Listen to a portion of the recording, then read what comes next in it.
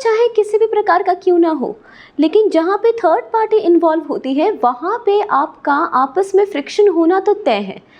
लेकिन अब सोचने वाली बात ये है कि ये थर्ड पार्टी आखिरकार ऐसा करती क्यों है? फिर वो चाहे आपके जितने भी करीबी रिश्तेदार क्यों ना हो, आपके वो सिबलिंग्स हो सकते हैं, आपके वो बेस्ट फ्रेंड हो सकते हैं, जहाँ तक कि आपके पेरेंट्स ही क्यों ना हो सकते हैं,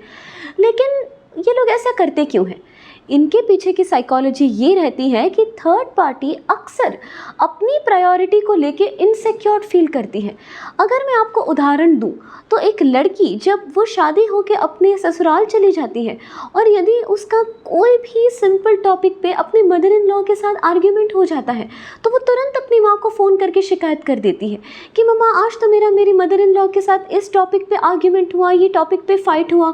तो ये जो लड़की की माँ है वो तुरंत अपनी ईगो पे ले लेगी कि अरे ऐसे कैसे कह दिया उसने मेरी बच्ची को, मेरी बेटी तो सब काम करती है, मैंने तो अपनी बेटी को सब सिखा के भेजा है, गुणी है, सर्वगुण संपन्न है, सुशील है, सुंदर है, तो ऐसे कैसे कह दिया मेरी बच्ची को। लेकिन वो ये भूल जाते हैं कि ये वही मदर होती है जो उस बच्ची के बचपन में उसको ये पाठ पढ़ाती है कि बेटा अगर तुम्हारे बड़ों ने तुमको डांट भी दिया, ठीक है, अगर तुम्हारी बुआ ने, मौसी ने, मामी ने, काकी ने या फिर किसी ने तुमको डांट भी दिया तो सुन लो,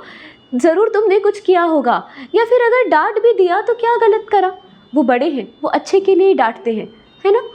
ये जो शिक्षण होता है वो कहाँ चला जाता है जब अपनी खुद की बेटी किसी बहू बन के जाती है किसी की,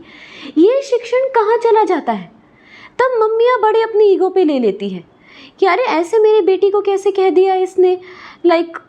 हमेशा मेरी बेटी की गलती नज़र आती है, वो तुरंत अपनी ईगो पे ले लेती हैं। तो ऐसे सिचुएशन में क्या करना है कि हमें डिसाइड करना है कि हमें कितनी बात अपने थर्ड पार्टी को बतानी है और कितनी बात नहीं बतानी है। और थर्ड पार्टी अगर आप ऐसा कर रहे हो तो एक बात हाथ जोड़ के विनती है आप लोगों से कि कोई कभी भी किसी की जगह नहीं लेता। तो यदि आप इनसिक्योरिटी के मारे अगर आप उत्तेजित होकर कुछ आप कमेंट पास कर रहे हैं या कुछ आप ऐसे स्टेटमेंट पास कर रहे हैं तो ध्यान में रखिए कि आपके एक स्टेटमेंट की वजह से सामने वाले के रिलेशन इफ़ेक्ट हो सकते हैं, वहाँ पे आर्ग्यूमेंट बढ़ सकता है। So please think about it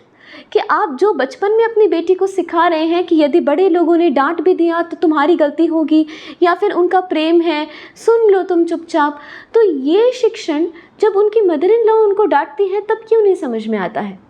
तब ये शिक्षण कहाँ चला जाता है? तब तुम अपनी ईगो पे क्यों ले लेती हो?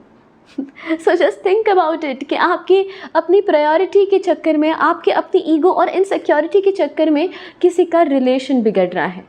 जस्ट थिंक अबाउट इट, स्वयं विचार करके देखिएगा।